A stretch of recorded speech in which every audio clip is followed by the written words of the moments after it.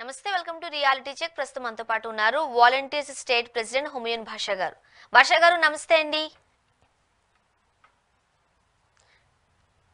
Voice వినపడుతుందా? భాషా గారు వినిపిస్తుందా? ఓకేనా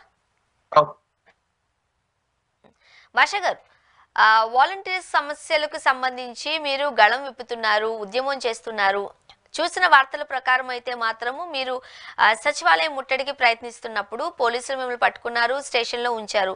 బట్ ఇప్పుడు మీ బ్యాక్గ్రౌండ్ చూస్తే మీరు ఇంట్లో ఉండి మాట్లాడుతున్నట్టుగా అనిపిస్తుంది. ఏం జరిగింది రాత్రి నుంచి పొద్దున వరకు? ఆల్రెడీ సచివాలయం ముట్టడిని ప్రకటించడం జరిగిందండి. వాలంటీర్ వ్యవస్థ ఈరోజు అందులో భాగంగా నిన్న లోకల్లో ఉన్న పోలీసు వారు వేటపాలెం మాది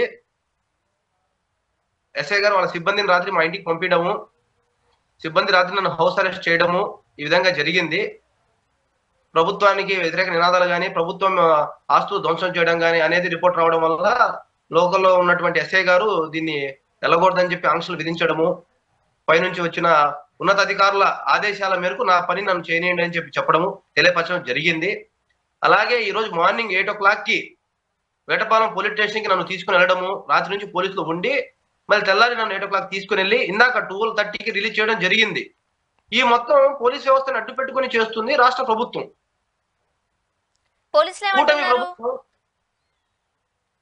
పోలీసులు ఏమంటారండి? ఉన్నప్పుడు ఎస్ఐ స్థాయి అధికారి డిఎస్పీ సి గారి ఆదేశాలతోనే అతను ఈ పని చేసేది.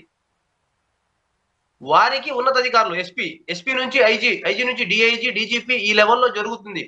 ఇప్పుడు ఈ లెవెల్లో జరుగుతుందంటే రాష్ట్రంలో ఉన్న మంత్రులు, రాష్ట్ర ప్రభుత్వము ఏర్పాటు చేసిన కార్యక్రమం ఇది. రాష్ట్రంలో ఉన్న అన్ని జిల్లాల్లో వాలంటీర్లను యాక్టివ్ గా ఉండి అధ్యక్షులని, ఉపాధ్యక్షులని, అలాగే కార్యదర్శులని యాక్టివ్ గా పోరాటం కోసం పాల్గొనే వాలంటీర్లని 26 జిల్లాలో అరెస్ట్ చేయడం జరిగింది. నాట్ ఓన్లీ భాష, అనేక చోట్ల ఇదే విధంగా హౌస్ అరెస్టులు, నోటీసులు, కస్టడీలో తీసుకోవడము, భయభ్రాంతులు గురి చేయడము, పోలీస్ వ్యవస్థని అడ్డు పెట్టుకుని రాష్ట్ర ప్రభుత్వం చేస్తున్న ఇదొక కుట్ర. మేము పోలీస్ వ్యవస్థని ఒకటే రిక్వెస్ట్ చేస్తున్నాం, మా హక్కుల కోసం పోరాడుతున్నామే కానీ మేము ప్రభుత్వం మీద వ్యతిరేక నినాదాలు, ప్రభుత్వ ఆస్తులు ధ్వంసం చేయాల్సిన అవసరం అయితే మాకు లేదు. మేము యువత అండి, చదువుకున్న యువత, ప్రజలకి ప్రభుత్వాలకు సేవ చేద్దామని వచ్చామే కానీ వ్యతిరేక కార్యక్రమాలు చేయడానికి అయితే మేము రాలేదు. కానీ ఇక్కడ మేము పోలీస్ వ్యవస్థని రిక్వెస్ట్ చేసుకుంటామే కానీ ఒకసారి వాళ్ళు కూడా అర్థం చేసుకోవాలి. కానీ మాకు తెలుసు పోలీసులు ఏం చెప్తున్నారంటే మా పరిధిలో లేదండి, మా ఉన్నతాధికారుల మేరకే మేము ఈ పనిని చేస్తున్నామే కానీ మీ మీద మిమ్మల్ని ఇబ్బంది పెట్టాలా, లేదంటే మిమ్మల్ని పోలీస్ స్టేషన్ కూర్చోబెట్టాలని మాకు మనసు లేదండి. మీకు ఉద్యోగం ఇస్తే బాగుండు, మీకు జీతం ఇస్తే బాగుండని మాకు ఉంది. కానీ మేమేం చేయలేమండి, మేము హెల్ప్లెస్. మా పని మేము చేయాలి కాబట్టి చేయాలి, లేదంటే మేము సస్పెండ్ అవుతాం కాబట్టి అర్థం చేసుకోవాల్సిన పరిస్థితి మీకు ఉందని చెప్పి ఏదైతే పోలీస్ సిబ్బంది నన్ను పికప్ చేశారో వాళ్ళు తెలియపరచడం జరిగింది. అలాగే వాళ్ళని కూడా మనం గౌరవించి వాళ్ళకు కూడా ఉద్యోగం కాబట్టి వాళ్ళ పని వాళ్ళు చేశారైతే కానీ తప్పైతే కాదు కదా. అయితే మేము ఈ కూటమి ప్రభుత్వానికి ఒకటే హెచ్చరిస్తున్నాం, ఈ కూటమి ప్రభుత్వం పోరాటాలు ఎదుర్కోవాల్సిందే. ఎన్ని పోరాటాలు నిర్వీర్యం చేసినా, పోలీస్ వ్యవస్థని పెట్టుకొని వాలంటీర్లు భయభ్రాంతులు గురి చేసినా, అరెస్టులు చేసినా, అరెస్టుల పరంపర కొనసాగించినా మేమైతే భయపడేది లేదు. మళ్ళీ పోరాటం చెప్తాం, మళ్ళీ సచివాలయం ముట్టడి డేట్ ఫిక్స్ చేస్తాం. ఎన్నిసార్లు నిర్వీర్యం చేసినా మేము వస్తానే ఉంటాం. మేము ఎంత కాలితే అంత రగులుతానే ఉంటాం కట్టెలాగా. మమ్మల్ని కాల్చాలని, దహనం చేయాలని ఈ కూటమి ప్రభుత్వం చూసినా మేము రగులుతానే ఉంటాం. కానీ చంద్రబాబు నాయుడు గారు ఎలా ఉన్నారంటే ఆరిపోయే దీపానికి వెలుగు ఎక్కువ. దీపం కూడా స్టార్టింగ్ లో సోసోగా వెలుగునిస్తా ఉంటాది, ఒక్కసారిగా ఆరిపోయే క్రమంలో చాలా హై లెవెల్లో దాని వెలుతురిని ప్రభావితం చూస్తుంది. ఆయన కూడా వయసు అయిపోయి వయసు మళ్ళీ నేనే ఇంకా రాజుని, నాకు తిరుగులేదని అనుకుంటున్నాడు. ఓటమి అంచుల్లో ఉన్నాడని చెప్పి ఆయనకు తెలియట్లా. ఎప్పుడు ఎలక్షన్ జరిగితే అప్పుడు ఓడిపోవడానికి చంద్రబాబు నాయుడు గారు సిద్ధంగా ఉన్నారని తెలియట్లా. ఆయన ఆరిపోయే దీపానికి వెలుగు రావడం. భాష గారు, ఈ ఏదైతే ఈ వాలంటీర్ వ్యవస్థకి సంబంధించి ఇది ఒక ముగిసిన అంశం అంటూ కూడా సాక్షాత్తు ముఖ్యమంత్రి గారే పలు సందర్భాలలో ప్రస్తావించారు అన్నారనో సమాచారము, లేకపోతే వార్త అయితే బయట ఉండింది. మరోపక్క లోకేష్ గారు కూడా చాలా క్లియర్ గా చెప్పారు, వాలంటీర్ వ్యవస్థని తీసుకోవడం అనేది సాధ్యం పడదు, ఎందుకంటే దానికి సంబంధించి కొన్ని లీగల్ ఇష్యూస్ ఉన్నాయి అని. మరి వాళ్ళు డైరెక్ట్ గా బాహాటంగా చెప్పిన తర్వాత కూడా మీరు ఎందుకు ఈ దారి ఎంచుకున్నారు? ఎందుకు ఇంకా ఉద్యమిస్తున్నారు? ఆల్రెడీ ప్రభుత్వం చెప్పేసింది కదా. ఏమని చెప్పింది? మీరు వాలంటీర్లు కాదు, మీకు జీవో లేదు, మేము కొనసాగించలేము, లీగల్ ఇష్యూ అని చెప్పింది. హామీ ఎవరిచ్చారు? వాలంటీర్లు కానకపోతే నువ్వు ఇచ్చిన హామీ ఎవరికి ఇచ్చావు? కర్ణాటక రాష్ట్రంలో ఉన్న వాలంటీర్లకు ఇచ్చావా? అక్కడ రాష్ట్రంలో వాలంటీర్లు ఉన్నారా? తెలంగాణ వాలంటీర్లకు ఇచ్చావా? లేకపోతే భారతదేశంలో వేరే వేరే రాష్ట్రాల్లో వాళ్ళకి ఇచ్చావా? మాకేగా నువ్వు హామీ ఇచ్చావు. వాలంటీర్లకు 5 నుంచి 10,000 ఇస్తా తమ్ముళ్ళు అన్నావు. ఏ తమ్ముడికి ఇచ్చావు? మీ తమ్ముడికి ఇచ్చావు, పక్కింటి తమ్ముడికి ఇచ్చావు. మాకేగా ఇచ్చింది. మేము వాలంటీర్లు కాకపోతే మాకు ఎట్లా హామీ ఇచ్చావు? ఎట్లా ఉద్యోగ భద్రత ఇచ్చావు? ఎట్లా మాకు ఈ లేనిపోయిన హామీలు ఇచ్చి ఆశ ఎందుకు కల్పించావు? సరే మేము వాలంటీర్లు కావు, జీవో లేదనుకుంటే గత ముఖ్యమంత్రి ఏ విధంగా 5 సంవత్సరాలు మాకు శాలరీ ఇచ్చారు, ఏ విధంగా ప్రజలకు వాలంటీర్లకు పని చేయించారు, ఏ విధంగా అవార్డులు రివార్డులు ఇచ్చారు అంటే ఆయన ఏ మార్గంలో చేశారు? వీళ్ళు కావాలని చెప్పి వాలంటీర్లు కాదని చెప్పి మాకు ఎంతో మనోవేదన గురి చేయడమే గాని వాలంటీర్ వ్యవస్థని కొనసాగించే ఉద్దేశం లేకుండా నిందలు మోయడమే గాని అబద్ధపు హామీలు ఇచ్చింది ఈ ప్రభుత్వం. వాలంటీర్లు కాకపోతే వాలంటీర్ల శాఖ మంత్రి అని చెప్పి మంత్రి పదవి ఎట్లా క్రియేట్ చేశారు? ఫస్ట్ ఈ ప్రభుత్వం సమాధానం చెప్పాల్సింది దానికే. వాలంటీర్లు ఈ వ్యవస్థలో లేనప్పుడు నీ మంత్రి పదవి ఎందుకు ఇచ్చావు? ఆ శాఖ కేటాయించావు అంటే ఆ శాఖ కేటాయించావు అంటే వాలంటీర్ వ్యవస్థ ఉన్నట్టే కదా. రెండోది, గతంలో ప్రెస్ మీట్ లో అనేక సార్లు ఆయన ఏం చెప్పాడు? ₹1 వాలంటీర్ వ్యవస్థ జీతం ఇవ్వకుండా మేము వచ్చిన తర్వాత 100 కోట్లు 200 కోట్లు రిలీజ్ చేశాం, లేదు 2 నెలల జీతం ఇచ్చాను అన్నాడు. సరే, ఎక్కడ ఇవ్వలేదండి, అబద్ధం. ఆయన చెప్పిన మాటని కూడా ఏకీభవిస్తే నువ్వు జీతం ఇచ్చామంటున్నావు కదా. సరే, వాలంటీర్ వ్యవస్థ ఉంటేనేగా నువ్వు జీతం ఇచ్చింది. అలాగే మొన్న నువ్వు పెట్టిన బడ్జెట్ సెక్షన్ లో వాలంటీర్లకి 200 కోట్లు 300 కోట్లు రిలీజ్ చేశారు పాత బకాయిలని. అప్పుడు వాలంటీర్లు ఇప్పుడు రిలీజ్ చేసిందని పాత బకాయిల కింద వాడిందని చూపించారు. వాలంటీర్ వ్యవస్థ ఉంటేనే మొత్తం చూపించింది. దీంట్లో టెక్నికల్ అంశం ఏంది? టెక్నికల్ అంశం అంటే అసలు దేనికి సంబంధించింది? అంటే కోర్టు టెక్నికల్ అంటే ఈ కోర్టు పరిధిలో కూడా చెల్లుబాటు కాదనేగా అర్థం. మీనింగ్ టెక్నికల్ అంటే మేడం ఇప్పుడు వాలంటీర్లు ఏదన్నా వాలంటీర్లు ఇక్కడ ఇంకొక విషయం కూడా ఉంది. గత ప్రభుత్వం జీవో జారీ చేయలేదు కాబట్టి ఈ రోజు మేము వాలంటీర్ వ్యవస్థకి సంబంధించి ఎలాంటి డెసిషన్ తీసుకోలేకపోతున్నాము అంటూ కూడా గత ప్రభుత్వం అధికారంలో ఉన్నప్పుడు అంటే వైసీపీ అధికారంలో ఉన్నప్పుడు చేసిన తప్పే ఇదంతా కూడా అటువైపు మాట్లాడుతున్నారు, లేదంటే ఆ తప్పును అటువైపు తోస్తున్నారని కూడా అనుకోవచ్చు. మీరేం చెప్తారు? అంగీకరిస్తారా? ఎందుకు అంగీకరించాలండి? గత ప్రభుత్వం తప్పు చేసింది, నువ్వు న్యాయం చెయ్యి. ఇప్పుడు గత ప్రభుత్వం జీవో ఇవ్వలేదు, నేను కొనసాగించలేను అన్నావు, రైట్. గత ప్రభుత్వం అనేక జీవోలు ఇచ్చింది కదా. ఆ ప్రభుత్వం ఇచ్చిన జీవోని నువ్వు రద్దు చేశావు కదా. అనేక పదవులు ప్రైవేట్ పరంగా ఇచ్చిన పదవుల్ని కానీ లేదా రాజ్యాంగ ఇతర పదవుల్ని కానీ గత ప్రభుత్వం జీవోలు ఇచ్చి వాళ్ళకి శాలరీలు ఇచ్చి లేదా గత ప్రభుత్వం అనేక మంది సలహాదారులను కేటాయించిన దాన్ని అన్ని నువ్వు రద్దు చేశావు కదా. నువ్వు వచ్చి కొత్త జీవోలు సృష్టించావు కదా. ఇప్పుడు ఇది చేయలేవా? గత ప్రభుత్వం ఇచ్చిన జీవోలు రద్దు చేయవచ్చు, వీళ్ళు వచ్చి కొత్త జీవోలు ఇవ్వచ్చు, కానీ గత ప్రభుత్వం జీవో ఇవ్వలేదు, మేము ఇవ్వలేమా? ఏం నువ్వు జీవో ఇస్తే కొనసాగించలేదా? లేకపోతే ఏ కోర్టు చెప్పారంటే భారత రాజ్యాంగంలో మీకు లోకల్లో ఏం తాలూకా కోర్టులు చెప్పినాయా ఇది లీగల్ ఇష్యూని? కోర్టులో ముట్టికాయలు వేసిన ప్రభుత్వాన్ని కొనసాగించమాకని హైకోర్టు జడ్జిమెంట్ ఏమైనా చెప్పిందా? లేదా సుప్రీంకోర్టు చెప్పిందా? కావాలంటే టెక్నికల్ అంశం అని చెప్పి కోర్టులని కూడా తప్పుదో పట్టించడానికి చూస్తున్నారు. ఏ న్యాయమూర్తి అయినా యువతకి ఉపాధి కల్పించమంటారే గాని, ఏ న్యాయపతులైనా యువతకి శాలరీ ఇవ్వమంటారే గాని, ఏ అధికారులైనా యువతకి మంచి భవిష్యత్తు ఇవ్వమంటారే గాని, జీవో లేదని యువతని ఉద్యోగాల నుంచి తీసేయమని చెప్పి ఏ కోర్టు చెప్పింది మేడం? వీళ్ళు మాట్లాడేవే గాని, అవునా కాదా? చెప్పండి. ఇలాంటి మాటలు మాట్లాడతా వాలంటీర్లని ఎంతో మనోవేద చేస్తున్న ఈ కూటమి ప్రభుత్వం ఇంకా మారకపోతే వీళ్ళకి ఏమంటాం? ఈ కూటమి ప్రభుత్వం పోరాటం ఎదుర్కోవాల్సిందే. ఇంకో మాట కూడా చెప్తున్నా, మేము వాలంటీర్లు కాకపోతే విజయవాడ వరదల్లో బుడమేర వాగు దాంట్లో వాలంటీర్లు ఎందుకు వాడుకున్నావు? వారం రోజుల తర్వాత వాలంటీర్ చేత డ్యూటీలు చేయించుకున్నావా లేదా? ఈ ప్రభుత్వానికి కొద్దిగా సిగ్గుందా? అప్పుడు మేము ఆశ కలిగి మేము ఉద్యోగం కోసం చేయలేదు మేడం, ప్రజల్ని కాపాడాలని ఒక ఆశతో ముందుకు వచ్చి మేము అంత సేవ చేస్తే నువ్వు మాకు ఇచ్చిన గౌరవం ఏంది? గతంలో జగన్మోహన్ రెడ్డి గారి హయాంలో చేశాం, ఓకే. నీ హయాంలో కూడా వరదల్లో విజయవాడని కాపాడాం కదా. ఆ మానవత కోణంలో నువ్వు వాలంటీర్లు చూసావా? వాలంటీర్లు మొత్తాన్ని వైఎస్ఆర్సీపీ పార్టీ కార్యకర్తలు అంటున్నావు, రైట్. నీ పాయింట్గా కాసేపు ఏకీభవిద్దాం, నువ్వు అన్నదే ఏకీభవిద్దాం. 1,00,000 పైచులకు రాజీనామా చేశారు, 1,00,000 మంది ఉన్నారు. 1,50,000 మందిని నీ తెలుగుదేశం కార్యకర్తలకు ఇచ్చుకో. అదొక 50 ఇదొక 50 రేషియోలో ఉంది కదా. నీది 60, జగన్మోహన్ రెడ్డి 40 అనుకో. ఏ ప్రభుత్వం వచ్చినా ఇద్దరికి సమానంగా ఉంటారు కదా. యువతని మీరు కాపాడుకోవాల్సింది పోయి పార్టీల్ని పులిమి దాన్ని ఇంకొక విధంగా చేసి మా లాంటి యువతని ఈ విధంగా చేస్తారా? ఈ రోజు మొన్న ఒక మహిళ ఆత్మహత్య చేసుకుంది, వాలంటీరు. ఆత్మహత్యకి ఎవరు బాధ్యులు? అది ప్రభుత్వం హత్య కాదా? నువ్వు ఉద్యోగం ఇచ్చినట్టయితే ఈరోజు ఆత్మహత్య చేసుకునిద్దా? ఎంత దారుణంగా మాట్లాడుతున్నారంటే అంత దారుణంగా మాట్లాడుతున్నారు. హామీ ఇచ్చే ముందు తెలీదా మేము వాలంటీర్లు కాదని?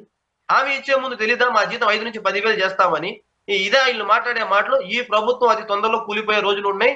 ఈ ప్రభుత్వం ఏర్పడిన కాడి నుంచి వాస్తవానికి చెప్పాలంటే ప్రజల్లో చాలా ఆవేదన, కోపంతో ఉన్నారు. ఈ ప్రజలకి ఎటువంటి లబ్ధి చేరలేదండి. ఇప్పుడు కూడా సరిగ్గా గ్యాస్ సంబంధించి డబ్బులు పడలా, పింఛన్లలో లేనిపోని అపోహాలకు లోనయ్యి రాష్ట్రం మొత్తం అతలాకుతలం అయిపోతుంది. ఎటువంటి పథకాలు అనేది రిలీజ్ చేయట్లా. గత ప్రభుత్వం ఇవ్వాల్సిన అమ్మఒడి వీళ్ళు రిలీజ్ చేయాల. మే నెలలో జగన్మోహన్ రెడ్డి గారు ఓడిపోయారు. జూన్ లో అమ్మఒడి ఇవ్వాలి. ఆయన గెలిచినట్టయితే అమ్మఒడి ఇచ్చేవాళ్ళు. వీళ్ళు ఏమన్నారు, మేము వచ్చి ఇస్తాం అని చెప్పి ప్రజలకు తప్పుదోవ పట్టించి లాస్ట్ ఇయర్ ఎగ్గొట్టారు, పంగనామాలు పెట్టారు. అలాగే జగన్మోహన్ రెడ్డి గారి హయాంలో ఎలక్షన్ల టైంలో చేయూత అనే డబ్బులు రిలీజ్ చేశారు ఎస్సీ ఎస్టీ మైనారిటీలకి. ఈ పథకానికి 1800-750 రూపాయలు అని చెప్పి 4 years కి పెడితే 3 years కంటిన్యూగా ఇచ్చి లాస్ట్ ఇయర్ కూడా ఎలక్షన్లలో వదిలిపెడితే ఒక 50% మందికి ఈ డబ్బు చేరితే మిగతా 50% మంది ఆగిపోయింది ఎలక్షన్ల దాంట్లో సంబంధించి. వీళ్ళేమని ప్రగల్భాలు పలికారు, అది రన్నింగ్ లో ఉన్న స్కీమ్ కాబట్టి దాన్ని ఆపే అధికారం మాకు లేదు, వాళ్ళకు ఎవరికి లేదు, ఆల్రెడీ దానికి బడ్జెట్ క్లియరెన్స్ అయిపోయింది, ఫైనాన్స్ క్లియరెన్స్ అయిపోయిందని చెప్పి వాళ్ళకి ప్రజలకి నమ్మేబలికి వచ్చిన తర్వాత ఈ రోజు కూడా చేయూత డబ్బులు కొట్ల. మా 18,750 రూపాయలు ఏమని చెప్పి ఏడుస్తున్నారు. ఇలాంటి కూటమి ప్రభుత్వం ప్రజల్లో కూడా తీవ్ర అసహనంగా ఉంది. మాకు జగన్మోహన్ రెడ్డి కావాలని చెప్పి వాలంటీర్లు ప్రజలు కోరుకుంటున్నారు. మాకు కూడా బుద్ధి వచ్చింది. ఆయన ఉన్నప్పుడు మాకు ఆయన విలువ తెలియలేదు. ఎందుకు తెలియలేదు కూడా చెప్తాను వినండి. అప్పుడు మేము 5,000కే చేస్తున్నాం, మాకు పెంచాలని, మేము ఇదేనా చేయాలనుకున్నా. ఈ రోజు ఆయన వెళ్ళిపోయిన తర్వాత మా 5,000 మాకు ఇవ్వండి అంటున్నామంటే ఒక్కసారి ఆలోచించండి. మా 5,000 ఎంత విలువైందో, మా కుటుంబాన్ని పోషించుకోవడానికి ఈ ఉద్యోగం మాకు ఎంత విలువైంది అనేది. జగన్మోహన్ రెడ్డి గారు ఉంటే బాగుండేదే, ఆయన గెలిస్తే బాగుండేదే, మేము రోడ్డు మీద పడేవాళ్ళం కాదు. ఆయన 7,000 8,000 చేయకపోయినా పర్వాలేదు, 5,000కి ఉండేవాళ్ళం కదా జగన్మోహన్ రెడ్డి గారి దగ్గర. ఎంత పెద్ద మిస్టేక్ చేశామని చెప్పి వాలంటీర్ ఈ రోజు వాస్తవం చెప్పండి చాలా బాధతో ఏడుస్తున్నారండి. భాష గారు, ఇప్పుడు జగన్మోహన్ రెడ్డి గారిని కలిసారా? ఇప్పుడు మీరు చేస్తున్న పోరాటానికి సంబంధించి కావచ్చు, లేకపోతే ఉద్యమానికి సంబంధించి కావచ్చు, కలిసి సపోర్ట్ చేయమని లేకపోతే మీ తరపు నుంచి మాట్లాడాలన్నట్టుగా మీరు ఏమైనా కలవడం జరిగిందా? ఏమన్నారు? కలిశానండి. కలిసి దాదాపు 4 నెలలు అవుతుంది. ఆయనే కబురు పెట్టారు, ఆయనే పిలిపించారు వాళ్ళ ఇంటికి స్వయాన. చాలా బాగా పోరాటం చేస్తున్నారు, చాలా గొప్పగా నేను చూశాను మిమ్మల్ని. చూసి మరి ఎస్పెషల్లీ అపాయింట్మెంట్ ఇచ్చి మరి ఇంటికి పిలిపించడం జరిగింది. వాలంటీర్ సమస్య తెలియపరచడం జరిగింది. మీరు పోరాటం చేస్తున్నారు, మీరు ఇంత ఇదిగా వస్తారని నేను ఎక్స్పెక్ట్ చేయలేదు, వాలంటీర్లు కూడా పోరాటం చేస్తారని ఎక్స్పెక్ట్ చేయలేదు. నెవర్ బిఫోర్ నెవర్ ఆఫ్టర్ అని చెప్పడము, మీరు ఇంత గట్టిగా పోరాటం చేస్తున్నారు భాషన్న వెరీ గుడ్ అని చెప్పి మీరు మాకు సపోర్ట్ చేయండి. వైఎస్ఆర్సీపీ పార్టీ కూడా వాలంటీర్కి అండగా ఉందంటే, సార్ ఇప్పుడు గుర్తుపెట్టుకోండి, ఉన్నప్పుడు మీరేం చేయలేకపోయారు ఈ జీవో అనే అంశం మీద. ఇప్పుడు కనుక మేము మీ మద్దతు కోరితే ఉద్యోగాలు కూడా వీళ్ళు తీసుకోరు, వీళ్ళు వాలంటీర్లని వైఎస్ఆర్సీపీ కార్యకర్తలు అంటారని చెప్పి కొద్దిగా దాన్ని పక్కన పెట్టడం జరిగింది. ఇది వాస్తవం, సరే మీ ఇష్టం అని చెప్పడం జరిగింది. వీళ్ళు తీసుకుంటారని చెప్పి మేము వైఎస్ఆర్సీపీ పార్టీని కూడా వద్దు సార్ మాకు ఉద్యోగాలే కావాలని చెప్పి వస్తే ఈ రోజు వీళ్ళు రోడ్డును పడేశారు. మేము మళ్ళీ ఈ నెలాఖరున జగన్మోహన్ రెడ్డి గారి జిల్లాల పర్యటనలో ఉంది కాబట్టి మా జిల్లాకు వచ్చినప్పుడు ఇదే అంశం మీద చర్చించి వైఎస్ఆర్సీపీ పార్టీతో వాలంటీర్ల వ్యవస్థ మీద పోరుబాట సాధించబోతున్నాము. ప్రజల్లో వాలంటీర్లు జరిగిన అన్యాయాన్ని కరపత్రాల ద్వారా ప్రింట్ చేయించి ఈ ప్రభుత్వం ఇచ్చిన హామీలు, మోసం చేసిన హామీలు డోర్ టు డోర్ క్యాంపెయిన్ చేసి వైఎస్ఆర్సీపీ పార్టీతో సపోర్ట్ చేసి జగన్మోహన్ రెడ్డి గారిని మళ్ళీ ముఖ్యమంత్రి చేయాలనేది వాలంటీర్ల ఆకాంక్ష. వాలంటీర్లు ఆ విధంగా కార్యాచరణ ఏర్పాటు చేయాలనేది గ్రూప్ లో జరుగుతున్న డిస్కషన్ నాతో పంచుతున్నా. ఎందుకంటే వీళ్ళు ఇంత విధంగా మనోవేదన గురి చేసి వాలంటీర్లనే ఒక్కటి గుర్తు పెట్టుకోండి, ఒక శాఖలో పనిచేస్తున్న వ్యక్తిని మీరు వాలంటీర్ కాదు అంటే, ఇప్పుడు మీరు ఉన్నారు యాజ్ యాంకర్ గా, మీరు యాంకరే కాదంటే మీకు ఎలా ఉండిద్ది? మీరు యాంకర్ కాకపోతే ఆ పదం ఓకే, మీరు యాంకర్ అయి ఉండి కూడా మీరు యాంకర్ కాదంటే మీరు మానసిక శోభ గురవరా? అలాంటిది వాలంటీర్ వ్యవస్థలో ఉండి 5 సంవత్సరాలు మేము పనిచేసి జీతం తీసుకుంటే ఒక చిన్న జీవం చూపించి వీళ్ళు వాలంటీర్లు కాదు అంటే మేము ఎంత శోభ గురై ఉంటాం చూడండి. మహిళలు ఎంత బాధపడి ఉంటారు ఎస్పెషల్లీ ఇలాంటి ప్రభుత్వాన్ని. భాష గారు, ఇప్పుడు వాలంటీర్స్ ఎవరైతే ఉన్నారో వాళ్ళందరూ వైసీపీ పార్టీకి సంబంధించిన కార్యకర్తలు అనే ఒక స్టాంప్ చూస్తూ ఉన్న నేపథ్యంలో ఈ 150,000 మంది కావచ్చు, వీళ్ళందరూ కూడా వైసీపీకి సంబంధించిన కార్యకర్తలైనా, వైసీపీ పార్టీకి మాత్రమే చెందిన వాళ్ళ, దాంట్లో వేరే పార్టీకి చెందిన వాళ్ళు ఎవరు లేరా? వీళ్ళు చేస్తున్న ఆరోపణ అండి. నిజంగా 2,60,000 మంది నిజంగా వైసీపీ కార్యకర్తలు అయితే జగన్మోహన్ రెడ్డి గారు ఈ రోజు 11 సీట్లు పడిపోతారా? చెప్పండి మీరు. 2,60,000 మంది వైఎస్ఆర్సీపీ పార్టీ అయితే సరే 30 సీట్లు రావా? ఇక్కడే కనపడుతుంది కదా డిఫరెంట్. మీరు అడిగిన ప్రశ్నకి నేను ఇచ్చిన ఆన్సర్లు ఇక్కడే కనపడుతుంది. నిజంగా మేము వైఎస్ఆర్సీపీ పార్టీ అయితే ఈ రోజు కూటమి ప్రభుత్వం 23 సీట్ల నుంచి 165 సీట్లకి ఎట్లా వచ్చిందండి? వాలంటీర్లు ఎవరు వైఎస్ఆర్సీపీ పార్టీ కాదండి, ఇండిపెండెంట్. ప్రభుత్వాలకి ప్రజలకే మేము పనిచేస్తాం. పారదర్శకంగా పనిచేస్తాం, నిజాయితీగా పనిచేస్తాం. ఇన్ టైంలో సంవత్సరాల్లో తరబడి ఉన్న సమస్యలని వాలంటరీ వ్యవస్థ నెలల్లో చేసింది. నెలల్లో పేరుకుపోయిన సమస్యని రోజుల్లో చేశాం. రోజుల్లో పేరుకుపోయిన సమస్యని గంటల్లో చేశాం. గంటల్లో చేయాల్సిన పనిని నిమిషాల్లో చేశాం. నిమిషాల్లో చేయాల్సిన పని సెకండ్లలో చేశాం. ఈ విధంగా వాలంటరీ వ్యవస్థ రాష్ట్రంలో ప్రజలకు చేసింది. గత ప్రభుత్వాలు సంవత్సరాల తరబడి క్లియర్ చేయలేని పనులు మొత్తం ఏం చేశాం. ఇప్పుడు చెప్పిన ఈ రూట్ మ్యాప్ చూడండి, సంవత్సరాల తరబడిన పనులు కూడా గంటల్లో నెలలు ఈ విధంగా చేశామంటే వాలంటరీ వ్యవస్థ ఎంత గొప్పది. దీనికి కావాలని ఈ వ్యవస్థని రద్దు చేయాలి, ఈ వ్యవస్థ ఉండకూడదు, ఈ వ్యవస్థ లేకుండా చేయాలని చెప్పి మా మీద వైఎస్ఆర్సీపీ ముద్ర వేశారు. నిజమైన వైఎస్ఆర్సీపీ పార్టీ నాయకులమో లేదా కార్యకర్తలం అయినట్టే జగన్మోహన్ రెడ్డి గారికి ఈ రోజు ఈ పరిస్థితి వచ్చేదా? మీరు చెప్పండి. ఆత్మ పరిశీలన ఈ కూటమి ప్రభుత్వం, చంద్రబాబు నాయుడు గారు, పవన్ కళ్యాణ్ గారు చేసుకోవాలి ఆత్మ పరిశీలన. ఇప్పటికైనా వాళ్ళు మారాలా? మారి బుద్ధి తెచ్చుకోకపోతే వీళ్ళు ఓటమి అంచులో ఉన్నారండి. ఎందుకంటే ఉదాహరణ చెప్తున్నా, 151 సీట్లు ఉన్న జగన్మోహన్ రెడ్డి గారు 11 సీట్లు పడిపోయినప్పుడు, 23 సీట్లు ఉన్న 125కి వచ్చినప్పుడు రేపు మళ్ళీ వీళ్ళు 125 నుంచి 16కి రాలేరా? అవదా? ఆ కార్యాచరణ ఏర్పాటు చేస్తాం. ప్రజలకి మేము కరపత్రం రిలీజ్ చేయబోతున్నాము. చంద్రబాబు నాయుడు గారు ఇచ్చిన హామీలని వీధుల్లో టీవీ షోలు పెట్టి వాలంటీర్లకు ఇచ్చిన హామీలు ప్రజలకు చూపించబోతున్నాం. సో ముఖ్యంగా మీరు ఏది ఏమైనా సరే ఉద్యమం కోసం సిద్ధమై ఉన్నారు, ప్రాణాలకు తెగించి మీరు పనిచేస్తున్నామని చెబుతున్నారు. మరి పోలీసులు వ్యవహరించిన తీరు కావచ్చు, థ్రెటన్ కాల్స్ ఏమైనా ఉన్నాయా? ఎవరైనా బెదిరిస్తున్నారా? చాలా సందర్భాల్లో మీరే చెప్తూ ఉన్నారు, కాస్త భయపడి లేదు అని అంటే కాస్త తప్పించుకుని తిరుగుతున్నాము, దాక్కోవాల్సిన పరిస్థితులు కూడా రాష్ట్ర ప్రభుత్వం సృష్టిస్తుంది అని. నిజమేనా? రాష్ట్రంలో ఉన్న 2,60,000 మంది వాలంటీర్ల పరిస్థితి ఈ విధంగానే ఉంది. పోలీసులను అడ్డు పెట్టుకొని భయభ్రాంతులకు గురి చేయడము, పోలీసుల చేత ఫోన్లు చేపించడము, వాళ్ళ ఇళ్లకి పంపించడము, అనేక విధాలుగా ఈ ప్రభుత్వం పోరాటాలు చేసే ఒక్క వాలంటీర్లే కాదండి, పోరాటాలు చేసే వాళ్ళని నిర్వీర్యం చేయాలని చెప్పి చూస్తుంది.